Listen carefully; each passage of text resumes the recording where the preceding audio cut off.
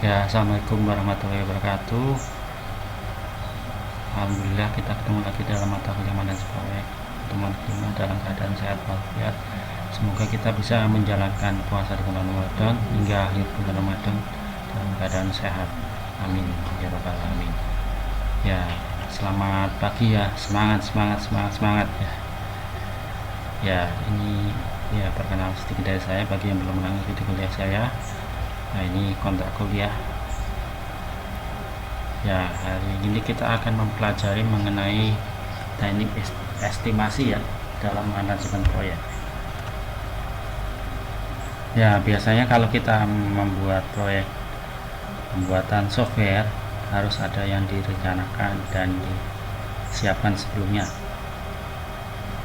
Nah, dalam perencanaan proyek itu salah satu itu ya dari 5 aktivitas utama, salah satunya adalah estimasi. Nah, berarti estimasi itu berarti menentukan dari awal ya biayanya, jumlah kerja, sumber daya, dan waktu yang dibutuhkan untuk membangun sebuah sistem. Nah, ini estimasi harus ditentukan dari awal ya, tidak bisa ditentukan pada akhir proyek, tidak bisa. Kalau ditentukan pada akhir proyek nanti bisa-bisa biayanya tidak cukup, jumlah tenaga kerja tidak cukup, dan macam-macam ya. Jadi kalau estimasi ditentukan di akhir proyek itu bahaya sekali, harus ditentukan di awal proyek ya, agar biaya, jumlah kerja, sumber daya, dan waktu yang ditentukan cukup ya. Jadi harus ditentukan sebelum proyek dimulai.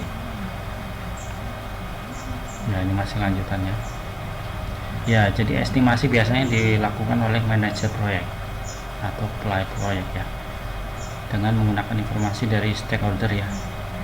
Stakeholder itu adalah orang yang menyuruh kita untuk mengerjakan proyek ya, atau data metrik proyek yang sudah pernah dilakukan, atau pengalaman proyek ya yang benar-benar dilakukan ya. Biasanya estimasi dalam proyek perangkat lunak yaitu jadwal, biaya, performa sistem, dan risiko. Nah, selanjutnya, jadi biasanya dalam melaksanakan proyek banyak sekali ketidakpastian ya. Jadi kemungkinan kalau awalnya kita tentukan biaya proyek sebesar ini, tiba-tiba mungkin ada perubahan. Nah, itu sering sekali ya. Jadi tidak mungkin untuk memperkirakan biaya pengembangan sistem akurat di tahap awal proyek. Jadi untuk biaya biasanya sudah ditentukan di awal, tapi mungkin di tengah jalan atau di akhir proyek biayanya bisa berubah atau membengkak, itu sering terjadi ya.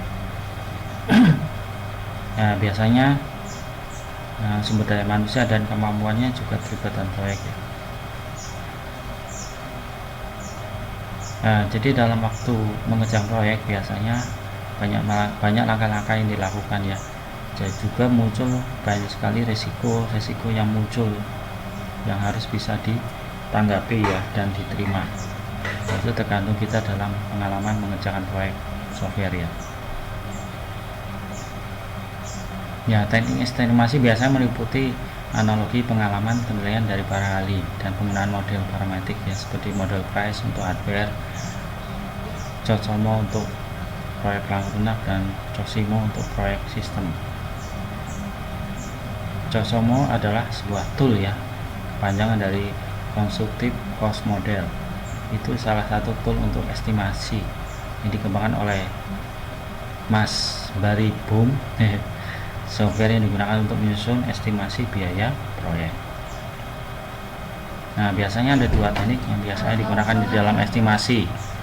Yang satu teknik berdasarkan pengalaman, yang kedua algoritma cost model. Maaf ya, bukan 2 ya, 3, tulisan di atas salah. Yang ketiga adalah log, line of code, and function point FP, teknik berdasarkan pengalaman. Nah, teknik berdasarkan pengalaman berarti kita melihat pengalaman mengerjakan proyek sebelumnya ya. Jadi misalkan kita mengerjakan proyek yang hampir sama, berarti kita harus bisa memperkirakan untuk proyek yang hampir sama ke depannya, jumlah pekerja dan macam-macam. Teknik ini lebih baik dilakukan dengan bantuan anggota tim proyek dengan menjelaskan masing-masing yang dilakukan. Oh ya, kalau bisa anggota tim proyeknya pernah mengerjakan proyek seperti ini, ikut juga di dalam proyek yang sama seperti ini ya, jadi lebih mudah untuk menjalaninya. Jadi untuk mengurangi memunculkan hal baru yang tidak disadari oleh anggota tim lain maupun manajer. Ya, jadi ini proyek ini pokoknya berdasarkan pengalaman proyek yang sebelumnya. Jadi diharapkan menggunakan anggota atau tim proyek yang sudah pernah ikut sebelumnya untuk mengerjakan proyek yang mirip. Jadi untuk mengurangi timbulnya resiko-risiko yang tidak disadari ya, atau yang tidak ditanggapi sebelumnya. Nah itu, yaitu mungkin tidak bisa dihindari oleh manajer proyek ya. Nah ini teknik berdasarkan pengalaman. Teknik yang kedua adalah algoritmic cost model. Ya, algoritma ini menggunakan formula matematika ya untuk memprediksi biaya proyek. Ya, berdasarkan ukuran besarnya proyek, jenis perangkat kolak yang digunakan, tim yang ikut, proses produk dan lain-lainnya. Ya, algoritma ini digunakan untuk membuat estimasi biaya perangkat pembangunan. Model ini lebih sistematis untuk membedakan jumlah pekerja yang dibutuhkan untuk mengembangkan sistem. Yang ketiga, metode estimasi berdasarkan log dan FP. Ya, estimasi log dan FP adalah teknik estimasi yang berbeda, namun keduanya memiliki sejumlah karakter atau kemiripan yang sama.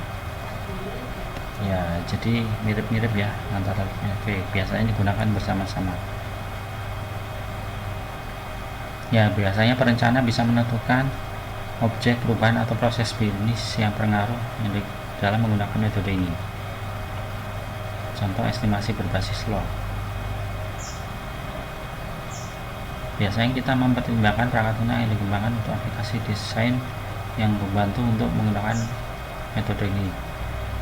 Nah, jadi ditentukan ya aplikasi yang digunakan apa aja untuk membantu teknik estimasi log ini. Ya, termasuk hardware dan software. Oh ya, biasanya menggunakan grafis yang tingkat tinggi ya, dan menggunakan printer laser. Ya, masih lanjutannya ya. Nah, biasanya teknik log ini menggunakan perangkat lunak CAD ya. Ya, CAD itu ya software untuk biasanya untuk menggambar. Ya, jadi juga menggunakan itu ya, semua geografis dan informasi pendukung lainnya disimpan dalam basis data CAD ya. Ya, itu semuanya digunakan untuk menghasilkan output yang diinginkan, yang ditampilkan dalam berbagai perangkat grafis ya. Jadi nanti output dari CAD ini ditampilkan dalam beberapa alat perangkat grafis ya. Jadi perangkat lunak ini dirancang untuk mengontrol dan berinteraksi dengan perangkat berbeda yang mencakup mouse dan macam-macam. Nah, mungkin dari saya cukup sekian ya. Mungkin Anda banyak mencari informasi dari itu ya. Mencari informasi dari melihat latihan sebelumnya. Melihat dari latihan-latihan yang digunakan oleh orang lain. Nanti dalam pertemuan berikutnya kemungkinan akan saya perlihatkan praktek untuk menggunakan metode di atas. Nah, untuk latihan coba Anda cari contoh ya penyelesaian estimasi proyek menggunakan metode log dan juga menggunakan tool estimasi Kokomo. Nah, coba ditampilkan di halaman blog ya. Alamat blognya dikumpulkan dan di dalam blog juga ditambahkan link YouTube ya untuk pendukung. Oh ya, di halaman blognya tolong ditampilkan nama lengkap dan foto Anda ya. Ya, jadi di halaman blog ditampilkan nama lengkap dan foto Anda. Ya, jika blognya sudah jadi dikumpulkan paling lambat Jumat 16 April 2021. Dikumpulkan lewat email. Emailnya adalah itu ya, mjproyek45@gmail.com. Ya, mungkin dari saya cukup sekian. Terima kasih banyak. Jika ada yang ditanyakan, monggo ditanyakan langsung. Terima kasih banyak. Wassalamualaikum warahmatullahi wabarakatuh.